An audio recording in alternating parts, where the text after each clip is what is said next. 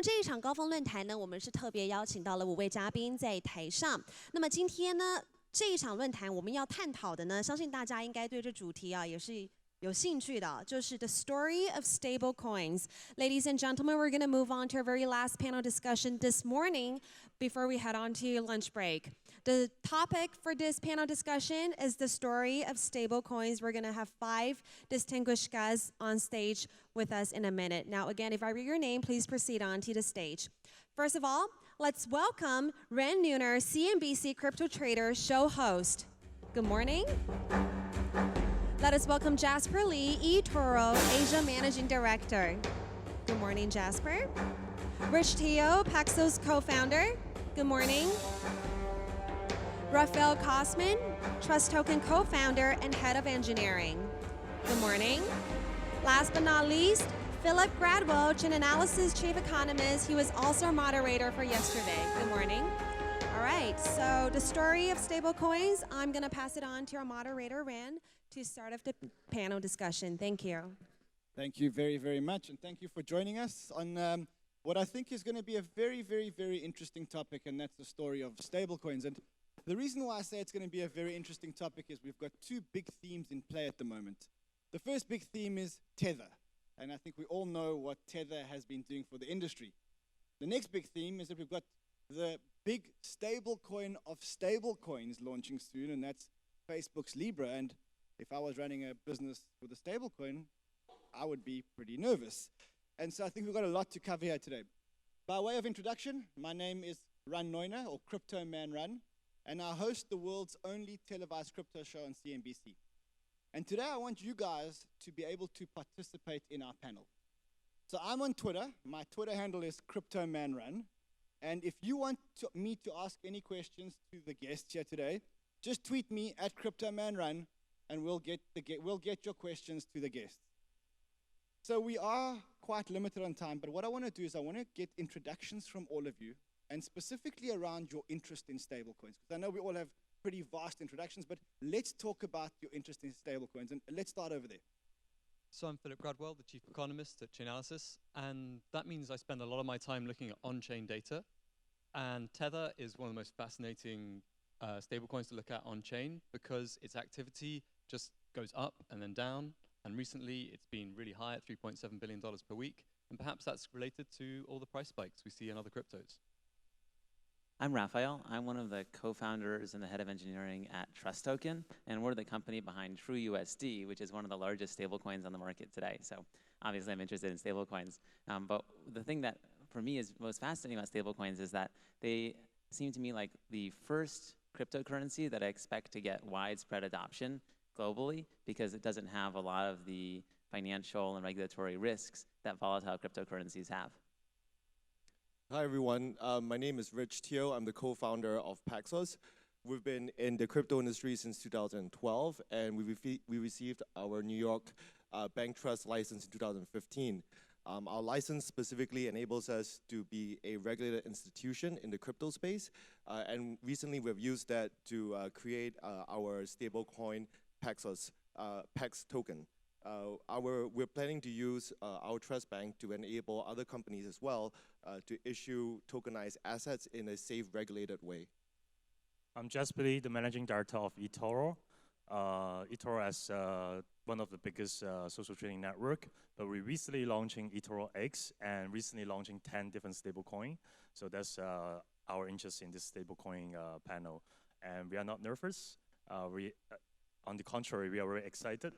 Even though yesterday, there's a news saying the lawmakers is going to pause Facebook's Libra. We're happy to hear to debate or discuss or talk about a lot more on this stablecoin. Okay, and just to reiterate that I'm Crypto Man Run, I'm certainly not a member of the House of Representatives for Osaka, Japan. So let's talk about the story of stablecoins, and I think the story of stablecoins starts off with Tether, which was supposedly for a long time a one-to-one crypto-backed US dollar coin, which served as a bridge for people to get from the traditional financial service to the new financial service. Were we surprised that Tether wasn't 100% backed by US dollars? I thought it's a fact. Were we surprised to find it out? I mean, I know now it's a fact, but when it happened, were we surprised? I mean, I think actually when it happened, the New York Attorney General's office report was actually confirmation that Tether did have the dollars. It had just been then transferred to Bitfinex. So actually, I guess I was surprised to see that confirmation dollars were originally there. They were originally there, but Bitfinex, who was the mothership which owns Tether and the Bitfinex exchange, borrowed 800 million of those dollars, and then they were no longer there because they were seized. And so the whole concept of this dollar-backed coin was no longer dollar-backed. And the question is, there were a lot of people that were screaming in the background saying, Tether is not backed by US dollars. And now we know for sure that Tether is not backed by US dollars. Yeah, no, absolutely. And I think the fact that it's managed to maintain its price just shows the demand for stablecoins that's out there. It hasn't totally managed to maintain its price. I mean, within a few percentage points, which given that, so much was missing. Well, let's ask the question, after this whole debacle and when we found out that Tether really wasn't backed by US dollars, my feeling was that Tether may collapse and that other stable coins may have really gained significant market share. But if we look at the market share today, Tether just keeps growing and growing and growing. You guys run stable coins. Why, given all this controversy, is Tether still surviving this and actually growing and growing and growing? I mean, Tether has proven very, very resilient. Every time Tether FUD comes out, it is very beneficial for TrueUSD and Paxos and other new stablecoins. But I think that one of the things that makes Tether so resilient is that they've got way higher penetration in the China market than any of the new stablecoins do. And it's very difficult to build out the sort of network of OTC merchants and liquidity providers that they have in China, and that's, I think, the single largest market globally. I think like Tether definitely have the first mover advantage, right? People are using it for a long while. And they have built a lot of infrastructure like what Raphael was saying, like in China, a lot of people using it to do cross-border transaction is definitely one of the infrastructure that they have built that people are keep using them. But I'm sure like with a lot of competition like today, a lot of different stablecoin offering, I'm sure it will eat out their share in the market eventually, and to make the market ready if something happens. So that's something that I'm looking forward to see. But I think market depth is still extremely important. And throughout the recent rally and volatility, that has become even more important. So they've shown their strength throughout this, and oftentimes they still trade over $1. So I think that helps them a lot as well. Now, you guys at Chainalysis, you guys are doing a lot of on-chain research. The dip of Tether, or the FUD that came out around Tether, what did that do to other stable coins from a factual point of view? How much did they grow? Yeah, so a lot of the new stable coins really came on the scene in the last quarter of 2018, and they've now got about 20% of the total on-chain volume, and that actually has remained relatively stable. I mean, it did increase by up to maybe 30% when the sort of Tether FUD turned up, but because Tether activity has increased since then, it's kind of back to about 20%. I'm hesitant to use on-chain volume as a meaningful metric because it's super easy for anyone to just spin up two addresses, take 1 million TrueUSD, toss it back and forth between two addresses, and generate $1 billion or $10 billion per day of on-chain volume. And that's true, and we do check for that on our on-chain analysis. Actually, the vast majority is kind of often moving between exchanges. But even that is still very easy to generate, if anyone wanted to pump their on-chain volume numbers. That's true. I actually think people tend not to do that because they don't really know that people are able to look at it as a real metric. It's actually most of the people probably putting their volumes through the trading volume API reporting. That's probably where most of the faking is. But yeah, it's a fair point. So before we move on, I just want to get a feel from the audience here. How many of you today are comfortable leaving money in Tether? Hands up. Can we also poll who here uses TrueUSD? How many of you are comfortable using any one of the other stable coins? But yet Tether still has the fastest or the biggest and fastest growing market cap. And this is the anomaly that I'm struggling to understand. But I think let's move on beyond the Tether discussion. You guys made an announcement a while back saying that you'd launched a whole array of stablecoins, and amongst them were, I think, a yen stablecoin, a gold-backed stablecoin. Tell us a little bit more about the thinking behind that. So as I said before, right? So I think the whole different team here doing stablecoin, they are potentially serving different purpose, right? What we are doing here is that we see demand from our investor, our clients, that they want to hedge the risk of the volatility of crypto, for example, Bitcoin, in their denominated currency. So we are serving clients across 100 different countries. Currently, the most used case for stablecoin is still US dollar pegged stablecoin. So that's the idea how we are, why we are launching a lot more different currencies. So this is first. Second is that we are very into tokenizing asset now. So gold, definitely, gold and silver we already launched. Definitely one of the use case for tokenizing assets as well. And Jasper, are those tokens that are on eToro X now, are those backed one for one by the fiat currencies and by the precious metals? Yes, it's also one-to-one. So this is exactly one of the questions that I wanted to pose to all of you. All of you, I believe, claimed that your tokens are backed one-to-one by the underlying currency, right? And all of you serve as a central source, just like Bitfinex or the mother company of Bitfinex served for Tether. What is it that should make clients trust your stable coins more than they trusted Tether? Yeah. So we've studied what Tether and other stablecoins have done and have purposefully used a very different model that I think we're the only ones to have this model, where we work with third-party trust companies and banks, and they hold all of the funds that back TrueUSD and our other products. And we, as a company, don't touch a single one of those dollars. We're not actually allowed to touch them at all. So who's the signatory on the account that can sign and release the US dollars back to people who want to redeem? Good question. So when someone wants to redeem TrueUSD, we will inform our fiduciary partner, and they'll send out a wire. But we being a centralized entity. Yeah, so our company. But there are guards that are in place, because that money is held in an escrow account, which is governed by an escrow agreement, which specifically says that those US dollars are held on the behalf of the token holders. So we aren't, the fiduciary would not allow us to do anything illicit with that money.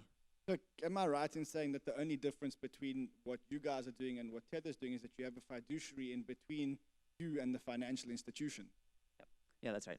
So I think, us over at Paxos, we are more traditional. So, we do believe that we have to bring in regulators, and we need to have trusted external third parties to verify that we are actually doing what we're saying we're doing. And, that's why not only is Paxos regulated as a trust company, so our actual product, the TrustToken, is also actually specifically regulated by the New York Department of Financial Services. So we took a year to get them comfortable with our process.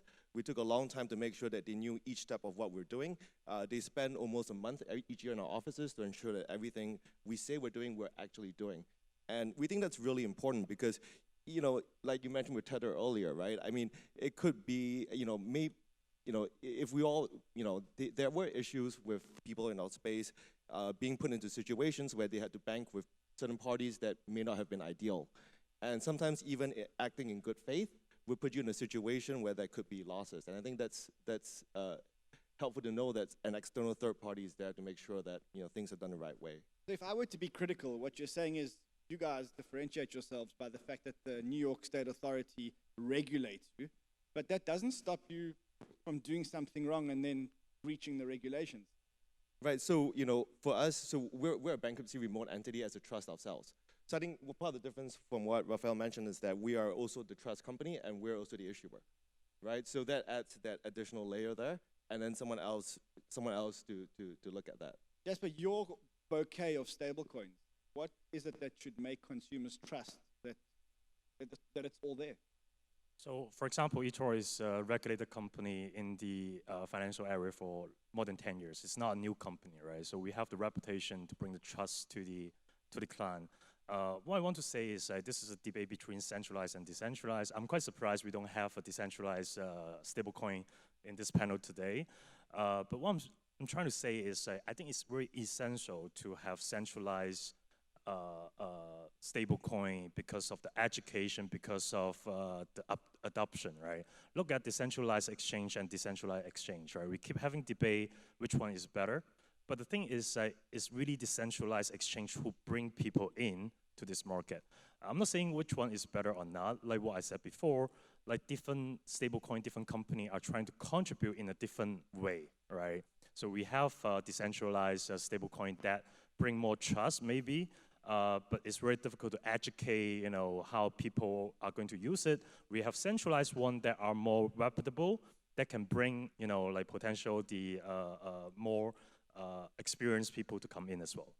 So let's talk about the term stablecoin, because up until now we've spoken about stablecoin, and all we've actually referred to is we've referred to a coin or a token which is backed by an underlying currency which is not stable by any stretch of the imagination. I mean, if you think that the US dollar is a stable currency, it's not. Gold is certainly not stable. Silver is certainly not stable. So I think it's not, the stable doesn't mean it's like 1 equal to 1, right? So it's pegged to US dollar that allow a range of fluctuation that might be eliminated by the secondary market.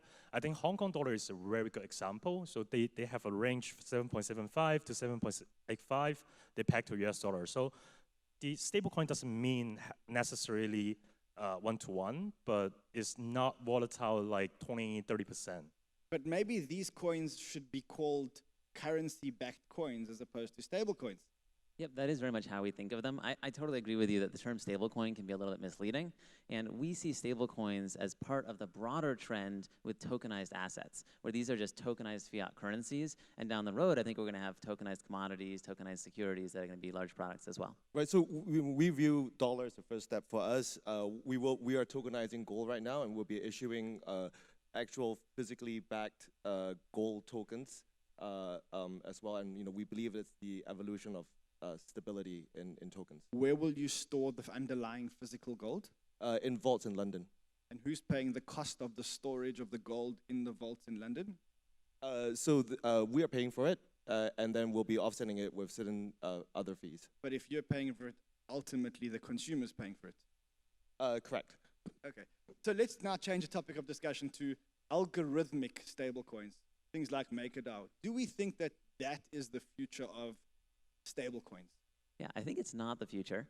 And I mean, one piece of evidence is just if you look at market cap currently, Maker is a lot smaller than some of the other stablecoins like Paxos, TrueUSD, and Tether.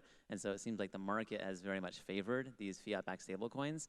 But also, I think that it's somewhat solving the wrong problem because, back in 2017, I remember a lot of people were launching like algorithmic stablecoins and fundraising for them, and they were talking about, oh, we have this algorithm that's going to make it super stable. But it's really solving the wrong problem because at the end of the day, people want something that's simple, that they trust, and where they can move easily between the coin and US dollars. And that's not true with Maker and other algorithmic stablecoins. I mean, I agree that they're in their early stages. I think the one area that the algorithmic stablecoins could really come into their own is if decentralized finance becomes more sophisticated and you have smart contracts trading with other smart contracts. It might make sense to have a really blockchain native stablecoin in that situation. In that situation, why would, let's say, DAI be better than TrueUSD in that situation? If you need to rebalance, the value, or you're creating some automatic, credit creation, and that requires you to, maintain parity with some peg. So it just allows the kind of smart contract-driven rebalancing between different decentralized finance assets. So, gentlemen, we've got a few minutes left, and I want to probably address the elephant in the room, and something that, certainly if I was sitting in your seats, would probably keep me up at night. And that, of course, is Facebook's announcement of Libra coin, which is, if you ask me, the mother of all stable coins. Because what they've said is, number one, we're going to give the nodes to people that everybody loves and trusts, corporates that have built reputations, so not these crypto startup companies. We're not going to back it by one currency. We're going to back it by a bouquet of currencies, which is actually going to make it a lot more stable and a lot more diversified. In an environment like that, where do you find a gap for the traditional, or what we call the stable coins? Yeah, so many people think that Libra has been bad for stable coins because it's a competitor, but actually the opposite is true. It's been very beneficial for us, and I think for Paxos as well, because first of all, it's a huge vote of confidence for crypto and for stable coins. And it's caused a ton of other Fortune 500 companies, whether they're in fintech or in banking, to look at crypto and look at stablecoins and think, wow, we've got to make some sort of play here because there must be something real going on if Facebook is making a bet of this size. But hold on. Again, to the audience, with a show of hands, I want you guys to really put your hands up here. You have to put your hands up at least once. The question to me is, if you're faced with putting your money into Tether, Trust, Paxos, or putting your money into Libra as a stable coin, where would you put your money? Who would put their money into one of these companies, Tether, Trust, Paxos? Who would put their money into Libra? I mean, guys, this is what I'm talking about. Yeah, you know, Libra hasn't launched yet, and the earliest it would launch is 2020, but given the amount of regulatory scrutiny they're under, it very well could take longer than that. And, you know, a year is a very long time in the startup world and in the crypto world. And so, while I do think Libra could be a significant competitor in the future, there's still a ways away, and they're targeting a somewhat different market than Paxos and TrueUSD. So I think before Libra became something widely discussed, during discussions on stablecoin competitors, people talked about governments. So, you know, a very large number of global governments actually want their currencies to be tokenized. And I think there's something like 20 or 30 countries that are studying it right now, including in the US and other major currencies. So I think generally within stablecoins, stable assets, tokenized assets, there will always be competition. And there has to be, because in the future, if we are here because we believe that a large fraction of assets will be tokenized. So, you know, I think it makes sense to actually have people shift their mindsets towards actually being able to use tokenized assets. So if one day people were paying more with Libra or TrustToken or Paxos in an ERC20 wallet with their phones, I think everyone wins. And so we're very excited to see that. Yeah, if Libra helps, let's say 10 or even 100 million new users to come into crypto for the first time, even if Libra is the first product that they're using, some fraction of those users are going to convert to start using other cryptocurrencies, other crypto applications, and it could be a boon for the whole industry. Do you think that Libra are going to be able to launch in 2020 when they said that launch? Or do you think that they may have underestimated the regulatory scrutiny that they're about to face and the hurdles that they're about to face? I mean, I think it definitely could take well over a year before they can launch Libra, given the amount of regulatory issues. It took us, I would say, you know, of course, they have significantly more resources, but it took us probably 2 years to launch with one currency, the US dollar. And if you want to launch it in a regulated, transparent way with multiple global currencies in multiple jurisdictions for everyone, I think that just sounds really, really difficult to me.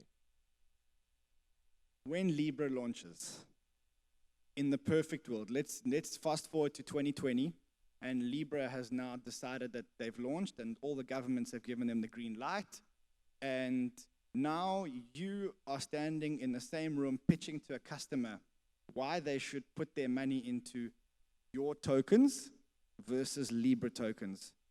What will your sales pitch be to the customer? So remember, Libra is taking a very different approach than Paxos, TrueUSD, and many of the existing stablecoins. So first of all, it's a completely new blockchain. It's somewhat more centralized than Ethereum and Bitcoin and other blockchains that we're using today. And also, it's more centralized than Ethereum and Bitcoin, but that's about it, because they've got more validators than EOS, than Tron, than all the other decentralized blockchains. okay. It's faster. It's faster than Ethereum. It's faster than Bitcoin. It has to be. Well, yeah, we'll see once it ships, you know, how it actually performs. I think that we're a lot of right now, it is speculation because we haven't actually seen, you know, the thing running live. Well, I But think again, let's fast forward to the world where it's no longer speculation and Libra is launched. Let's just assume for a second that Facebook are successful in launching Libra. Right. What will your sales pitch be to a customer to keep your money into Trust or Paxos or eToro assets or US dollar Tether versus putting their money into Libra? I think so. Before making a comment, I think you're assuming that people put their assets into stable coins specifically as a store of value. But I don't think they do that. I think they put it into eToro's stablecoin because they want to trade on eToro. They put it into Pax because they want to trade on a variety of exchanges and OTC desk in the crypto space. And I'm sure they'll put it into to Libra when they want to make payments that actually are denominated in a basket of global currencies, which doesn't exist today. So I basically agree. I think Philip's been, he's jumping off the edge of his seat. I just, the thing I'm going to be looking out for is, what is the volume of Libra to Bitcoin trading on Binance versus, other stable coins to Bitcoin trading on Binance. And that's because I really do think, stable coins, current set are used for trading. Libra really should be a means of exchange. I think that's how it's being designed. So it'll be very different use cases. And that's why I think there's going to be space for all the different stable coins. I think basically we're still talking about like different stable coins should serve different purpose, right? We have to admit the fact that currently the stablecoin are serving most of the crypto player in this room or in this role, right? And I think the success of Libra has to be start with the storage of value in not the Western world, not in China, right? Because if we're talking about transaction of value, why Chinese need Libra? Because they already have Alipay and WeChat Pay, right? But for those country that their currency are like depreciating a lot, I think they are more demand on Libra because they can preserve their value of the currency. But we are not at the same target audience, right? So this is how we survive. I think there's a lot of competition upcoming, but we are not nervous. Great.